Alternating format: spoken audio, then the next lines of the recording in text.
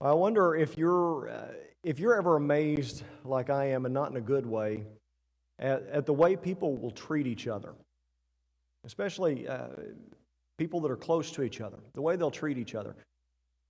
Charla, not too long ago, we were talking about somebody she knows who will make fun of her husband in front of other people, and thinks it's funny to put him down, and will tell him to shut up and that sort of thing. And she said, I know that would never fly at our house. She said, I know that would be discussed when we get home. Now, not that I'm a yeller or anything, but it would be one of these situations where I'd tell her, I don't talk to you that way, and I expect that you would not talk to me that way. She just said, I know that wouldn't fly. And we have neighbors, and I can't remember if I've told the story here. I've told it so many times. We had neighbors once upon a time that 3 or 4 generations of the same family lived all together in the house next to us, and they would just scream at each other all the time. Sometimes you could hear them inside the house. Sometimes they'd spill out into the driveway and they'd scream at each other so loud it would set off my security cameras. And you hear them all kinds of words, calling each other, screaming at each other. They would cuss at me sometimes if I caught their attention while we were out there. There was one day Charla and I were in the front yard looking at something, and they happened to spill out of the front of their house screaming at each other. And we were kind of trapped because we're out in the front yard. They can see us, but for us to get back inside our house, we would have had to, and by the way, I don't know if I made this clear. That's not where we live now. But to get back into our house, we would have had to go over on the side of the house close to where they were in their driveway. And I thought, I don't want to get anywhere near this where they're going to drag me into this and start screaming at me. But we can't just kind of stand in the yard and act like, try to not look like you're listening. Try to pull that off. You're pretty. So we're over there looking at rose bushes. Oh my, look, they have leaves. Trying to make conversations. And meanwhile, this horrible thing is going, and it was routine. That happened all the time. And it rarely happens that I'll go to Walmart and not hear somebody screaming at their children. Now, I have children. I have to get onto my children too. I don't think I've ever screamed and called them names in public or anywhere else, but especially not in public. We see things like this, and we talk to our kids about it, and we tell them, not that we're perfect. We have our squabbles, we have our disagreements. Sometimes voices are raised in our home. It happens. We're human. But we tell our kids, we try not to treat what you're looking at over here, what you're hearing, we try not to do that because we love Jesus. And because the way we love Jesus is going to show up in the way we treat others. We've been working through the book of Colossians, and we're nearly to the end of it. And as we come to the end of chapter 3 and into the beginning of chapter 4 tonight, Paul talks about the way our relationships show our love for Jesus, the way we relate to other people, how it reflects the love that we have for Jesus. And so we're going to start in Colossians chapter 3 tonight, if you'll turn there with me. I've got on the notes, on my notes and on your screen, verse 18, but we're actually going to start at verse 17, which we read last week. If you would stand with me as we read together from God's Word. And I think it's important to go back to verse 17, even though we covered that last time, because it really lays the groundwork for why we do all the stuff that he lists in verses 18 and following. So verse 17 says, "And whatever you do in word or deed, do all in the name of the Lord Jesus, giving thanks to God the Father through him. Wives, submit to your own husbands as is fitting in the Lord. Husbands, love your wives and do not be bitter toward them. Children, obey your parents in all things, for this is well-pleasing to the Lord. Fathers, do not provoke your children, lest they become discouraged. Bondservants, obey in all things your masters according to the flesh, not with eye service as men pleasers, but in sincerity of heart, fearing God. And whatever you do, do it heartily, as to the Lord and not to men, knowing that from the Lord you will receive the reward of the inheritance. For you serve the Lord Christ. But he who does wrong will be repaid for what he has done. There is no partiality. Masters, give your bondservants what is just and fair, knowing that you also have a master in heaven." And you may be seated. Now, I will point out, in case any of you have noticed that my wife is not here tonight, it's not because of the subject matter. She called me this afternoon. I was up here working, getting some things ready for the coming up week, and she called me and she said, I'm really not feeling well, and being pregnant, I would probably never feel well, but she said, I'm really not feeling well, and one of the kids is acting like they don't feel well.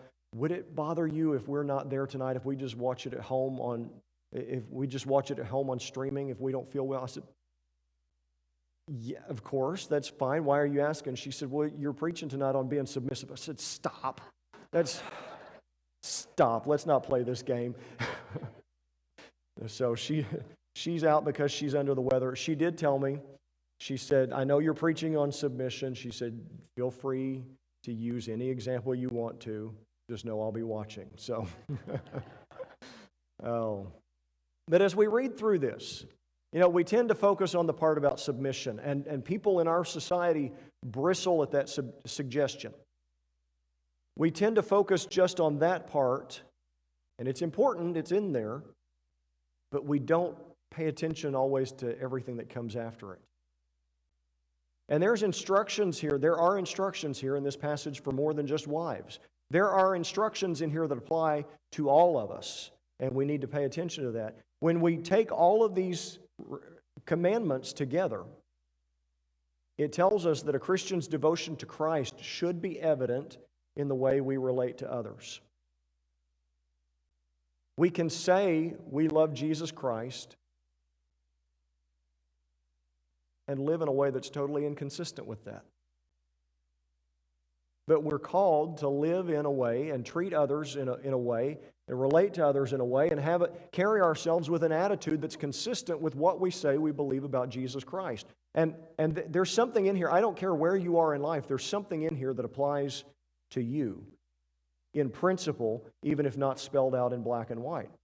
So throughout Colossians chapter 3 that we've been looking at the last few Sunday nights, Paul has described the way we ought to live as followers of Jesus Christ. The beginning of Colossians is very theological, and then you move at some point and it says, here's the practical application of all this theology. And he begins to talk about how we as Christians ought to live as transformed people by the work of Jesus Christ, the way we ought to live as followers of Christ. And here he applies this to our relationships, because that's a huge part of the way we live, is the way we interact with people around us. Most of us do not live in a cabin in the mountains by ourselves and come down once a month for supplies, right? There are people around us that we have to deal with. And the hard part of this is that none of his admonitions go along with what is natural or instinctual for us. None of these things that we've just read go along with what just comes naturally for us. This is not the way we operate.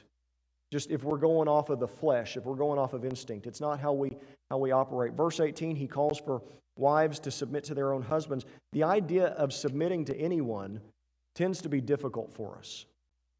Part of it's our human nature. Part of it, I think, is our American DNA. I mean, I get it. I've got the rattlesnake flag and the come and take it flag flying out in front of my house. I don't like being told what to do. I get it. And the idea of being told submit, it leaves a bad taste in your mouth. And yet, realistically, we as Christians, we as humans, all have things that God has called us to submit to. But he's calling us to do, and here in particular to the wives, he's calling us to do something that is difficult, that goes against the grain of who we are by nature. Okay, but not just the women, because verse 19 calls men to love their wives. I know we're taught, I mean, it seems almost like it should go without saying, men, love your wives. But this agape love that's spoken of in Scripture, God's kind of love is an unconditional, self-sacrificial love.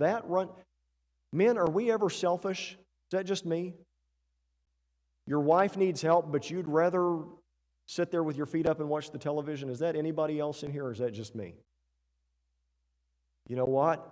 He tells us get up and do it anyway. Okay, that's part of that self-sacrificial, unconditional love. That agape kind of love is really something that only God does by nature. It's something that He has to put in us. So this idea of loving sacrificially, and by the way, without resentment. he says, and don't be bitter. Do not be bitter toward them. Now, it's part of being a husband that we're called on to give up certain things for the good of our wives and our families. Sometimes we make career decisions. Sometimes we make financial decisions that we don't necessarily want to make, and we make those for the good of our families. We don't get to come back and resent them over that. Gee, I could have been an astronaut if I hadn't married you. No, that's not how we're supposed to be. We have to put those things aside and love our wives sacrificially. And doing that can be challenging. It can be every bit as challenging as the idea of submitting to anyone or anything. Verse 20. I don't feel like I need to camp out here. Children are not necessarily naturally inclined to be obedient. Christy knows. I'm assuming because you're our children's director, not because you're not talking about your own kids, right? No. But she works with all of our children. I got to lunch today. My family was already there. I got to lunch, and I sat between Charlie and JoJo. I don't know what I did. I don't know. I must have been bad this morning. No, I loved them. JoJo, she just makes a mess because she's at that age. But Charlie was just in a bad mood. Charlie gives him the mac and cheese he wanted. No. Okay, here's the other mac and cheese you wanted. No, I want fruit.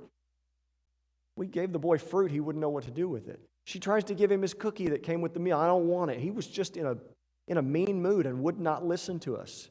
And I know none of you have ever had children that did anything like that, right? As children, we are not inclined to obey. We want to do what we want to do when we want to do it, and we want everybody else to be okay with that. The reason for that is the sin nature. Just as we're big sinners, they are little sinners. They're born that way. So they're not inclined to be obedient either. It's no easier for them, and yet they're told to obey their parents in all things. Now, verse 21 says of the fathers. And by the way, the way this word is used in Greek, it can mean parents. It can mean fathers specifically. Either one of those would be a correct translation. Same thing as in Spanish. You can say parents as padres. That can also mean fathers. So he says, don't provoke your children to wrath. Don't provoke them lest they become discouraged. Now, what he's describing here, this idea of provoking, it means to do something unreasonable, to do something unjust that's going to cause people to harbor feelings of resentment. Now, at some point, this is unavoidable to do things that are going to make your children mad. If I tell Charlie not to run out into the street, he gets mad. But as a responsible parent, I have to do that. What he's talking about here is don't be an ogre. Don't do things deliberately. Don't treat your children unjustly in a way that's going to cause them to resent you. And we've got to understand, too, from verse 21, in that day, the fathers especially had almost unlimited power over their children.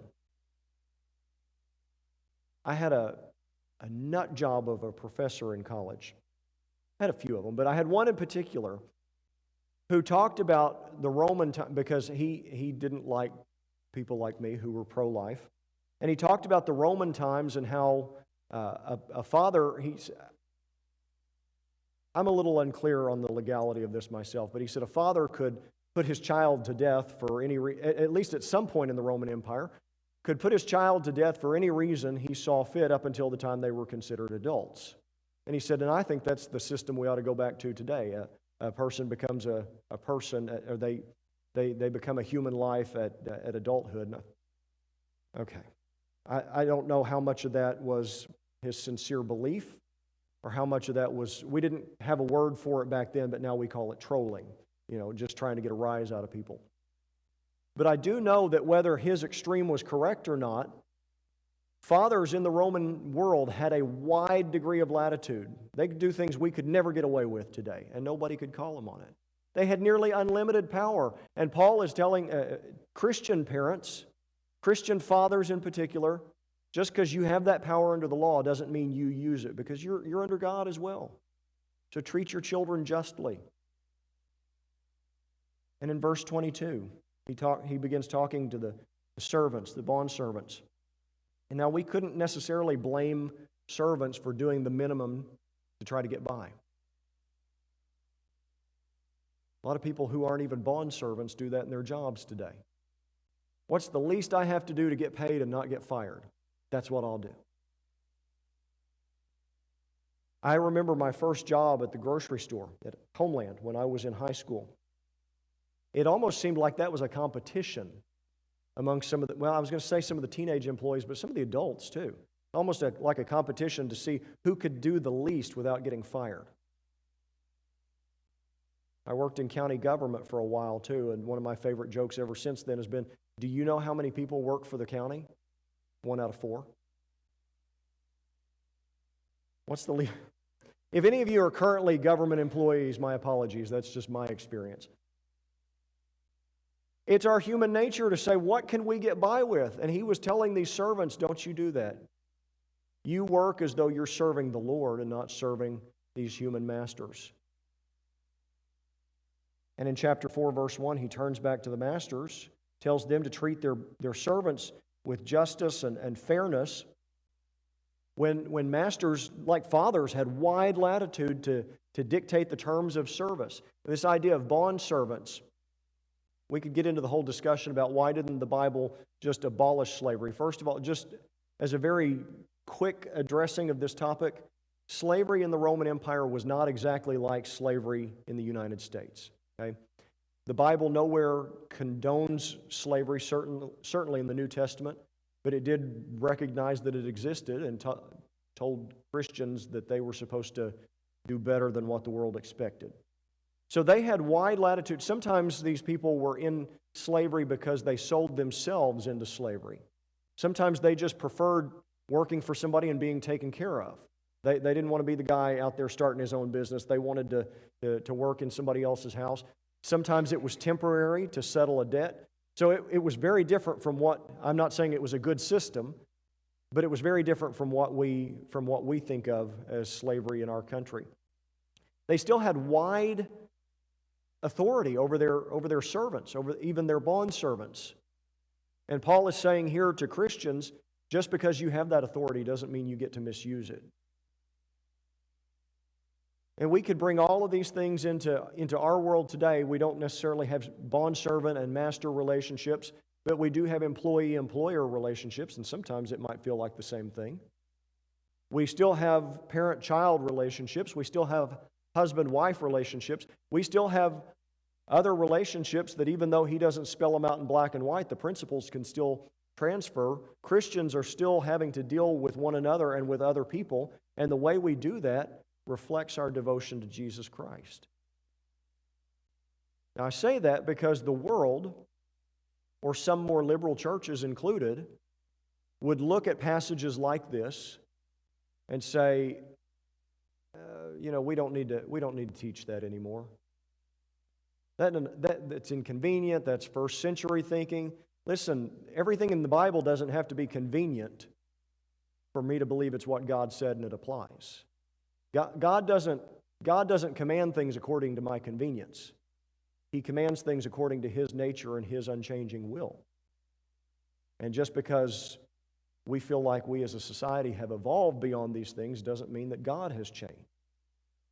And so we need to understand that if God says something, just because culture, and by the way, this applies to a wide variety of things being discussed in our world today. If God says one thing and culture says, no, that's inconvenient, so we're going to ignore it, it doesn't mean we as Christians get to side with the culture and say, no, it's inconvenient, we're going to ignore it. At the same time, we need to understand what it's talking about here, because when we look at what he's talking about here, a lot of people in our day will say, well, this is a very patriarchal system.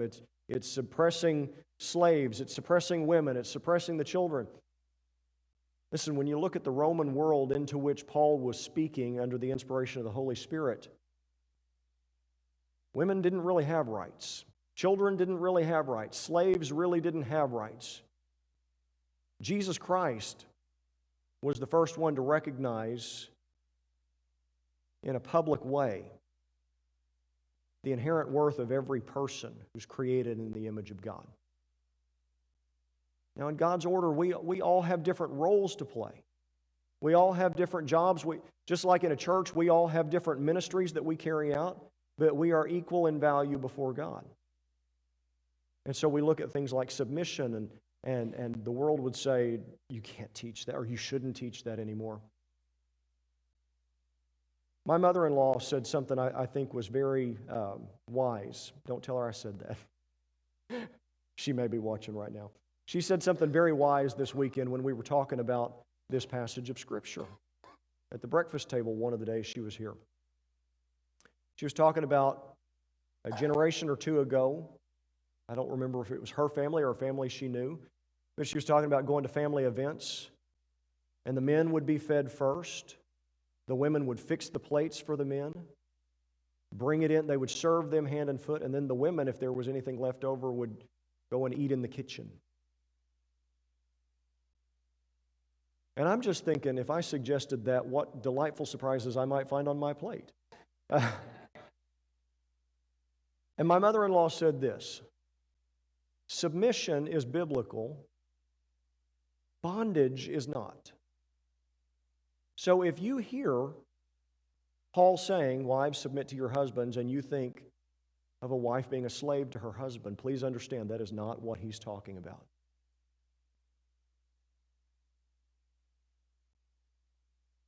For every person involved here, which covers all of us, we look at this and we think some people are being told you have to stay down here. But for every person involved here, our devotion to Christ places certain restrictions on our natural inclinations for everybody.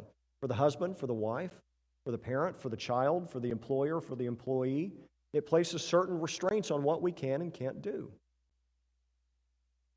what we should and shouldn't do. Even when the world says we can get by with treating others badly.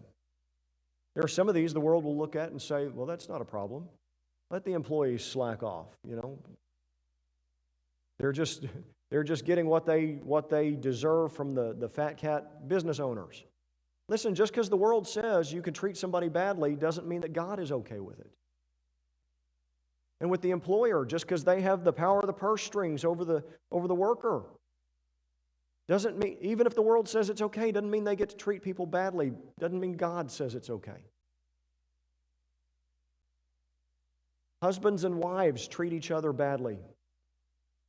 And just because at one time or another, just because 100 years ago, society said it was okay for the husband to treat the wife badly, and just because nowadays society applauds the wife treating the husband badly, in neither case does that make it okay with the Lord. He says there are restraints on the way there are restraints on our natural inclinations to say, I'm going to do what I want, I'm going to advance my cause, I'm going to fight for my rights. Because it's terrible for the relationship, it's terrible for the cause of the gospel as well, because the gospel calls us to treat others with respect. Now, when I say that, I'm not trying to be one of these preachers that makes everything the gospel. Okay? The gospel is the death, burial, and resurrection of Jesus Christ and the free offer of salvation we have as a result. But that message has implications to it, and one of those things is that if Jesus Christ died to pay for the sins of all of us, then we all have value to the holy God who created us, in spite of the fact that we are fallen sinners. And if God values us, if God created us in His image, and if Jesus died for us, then we ought to treat each other better than the world often says we should, or could, or can. In each of these cases, for the husbands, for the wives, for the parents, for the children, for the employers, for the employees, for all of them, in each of these cases, Paul tells them to do that they should do something that runs directly opposite of what the world says they could do. And Jesus, by the way, exemplified this.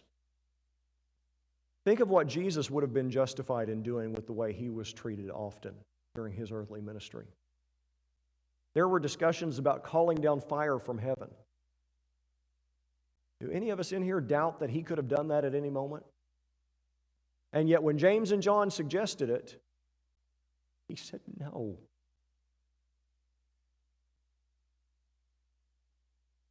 When He was being arrested and taken away to the cross, He told Peter He could have called down legions of angels.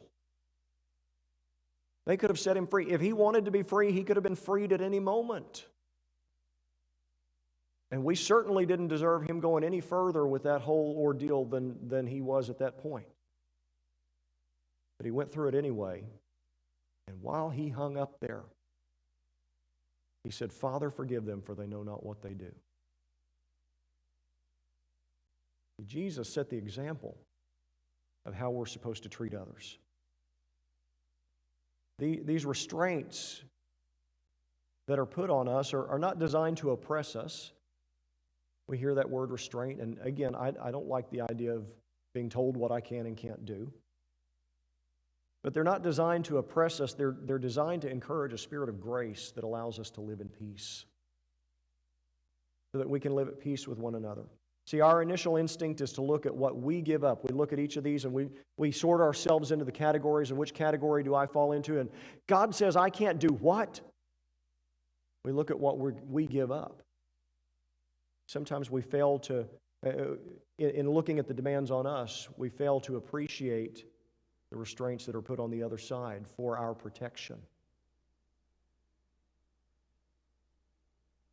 There's a mutual respect here that's intended for our own good. God designed it for the husband and wife to respect one another, for the wife to submit, but for the husband to sacrifice himself for her sake. And I remember hearing years ago a story of a militant feminist who was outraged at the suggestion of submitting, happened to be in a church service. I wish I could remember the name.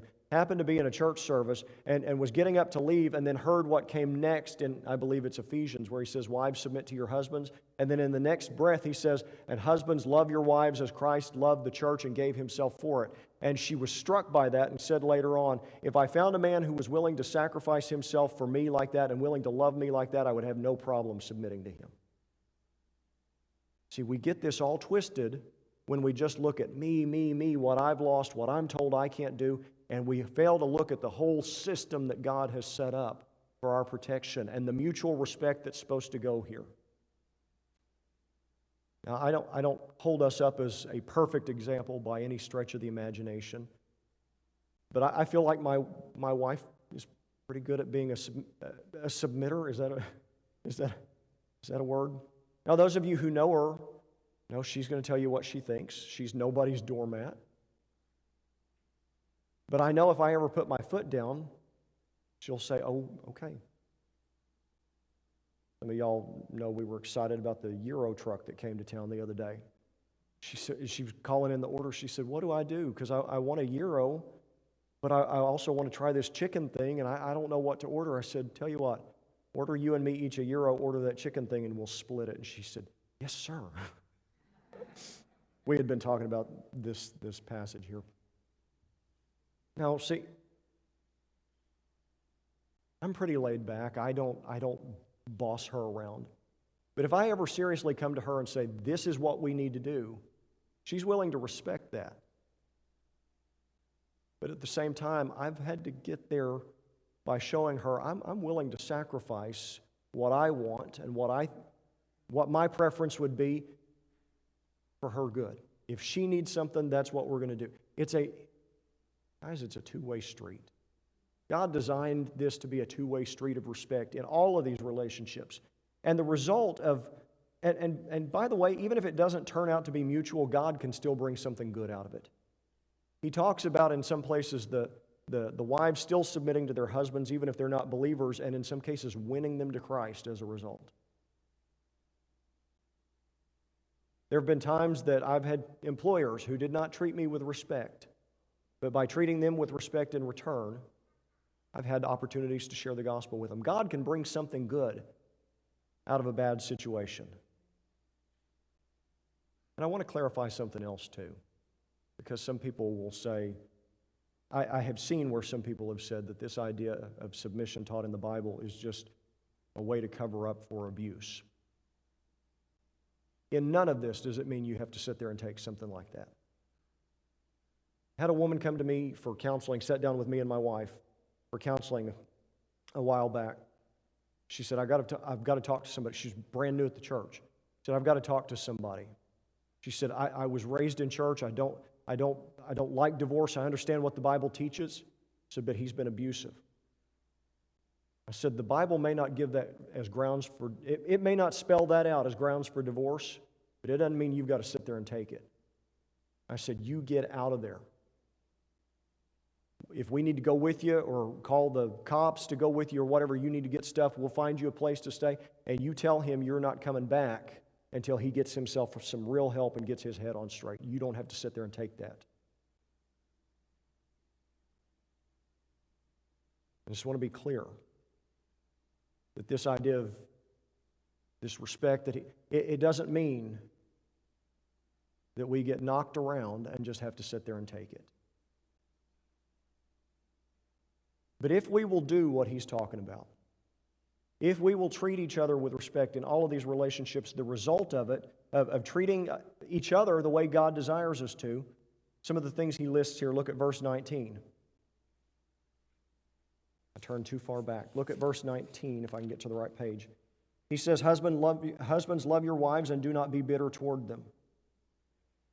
Verse 21, Fathers, don't provoke your children lest they become discouraged. Chapter 4, verse 1, give your servants what is just and fair. The result of treating each other as God desires means there's going to be less bitterness in our relationships. It means there's going to be less discouragement in our relationships. It means there's going to be less injustice in our relationships. Does it mean there'll be zero? No, we live in a fallen world. But we're better off doing things God's way. So then we have to answer the question, we're getting close to the closing here. We have to answer the question, how do we do this when it's so hard? Because again, it cuts counter to how we're wired sometimes. How can we do this when it's so hard? This whole thing, doing all the things that he spelled out here, it requires a change of focus from what we deserve or from what they deserve to what Christ deserves. Too many relationships are poisoned by people saying, but I deserve, or but what they really deserve is, when we really should be thinking about what Christ deserves. Because he's at the center of all this. If you're a Christian, he's at the center of this for you. In verse 18, when he tells the wives to submit to the husbands, he says, as is fitting in the Lord. In verse 20, when he talks about the children obeying, he says, for this is well-pleasing to the Lord. In verse 22, he talks to the servants and talks about doing these things in sincerity of heart, fearing God. It requires each of us to look at our relationships, to all the relationships we have, not as ways to get what we want or what we deserve or give people back what we think they deserve, but to look at each relationship as a way to glorify Christ and to remember that if anyone doesn't do what they should, if anybody doesn't hold up their end of the bargain, he's going to be the one to take care of it. And he can do a better job at that than we ever could. Because he says here at the end of this, in verse 25, but he who does wrong will be repaid for what he has done, and there is no partiality. In other words, God's going to set all that to right. Now, if you're being abused, that doesn't mean sit there and take it. But the little slights, the little, well, I didn't get what I deserved, God will handle that. And he'll do a far better job of it than we ever could. The bottom line to all of this, as we look at how we treat each other as Christians, how it ought to, our devotion to Christ ought to show up in the way we treat others with respect. The bottom line to all of this is that we can't lift up Jesus while pulling others down. The way the world wants us to do things will only pull people down. For us to scramble over the bodies to get where we want to go. But we can't glorify Jesus while we're doing that. We need to seek to honor him by the way we treat people. We need to, by the power of the Holy Spirit, do our best to love others the way he would love them. To open a door, which we'll talk about next week, a door to be able to present the gospel to them. To give opportunities when they see that difference in us, for us to be able to give an answer that he is the reason for that difference. And for us to realize that even in difficult circumstances, even when it's hard, even when it doesn't seem to be paying off in the short term, When we put our trust in Him and say we're going to obey Him, we're going to do what He calls us to do in our relationships, even when it's difficult, it shows that we trust Him to be able to redeem even those difficult relationships. Just like those wives who've prayed for their unbelieving spouse, their unbelieving husband for years and years and submitted even when he wasn't walking in God's will, and they've been respectful to Him all through it, only to see Him come to Christ later on. God can redeem those relationships and bring something good out of them, even if it's in the long term. But we cannot glorify Jesus Christ while we're treating others badly.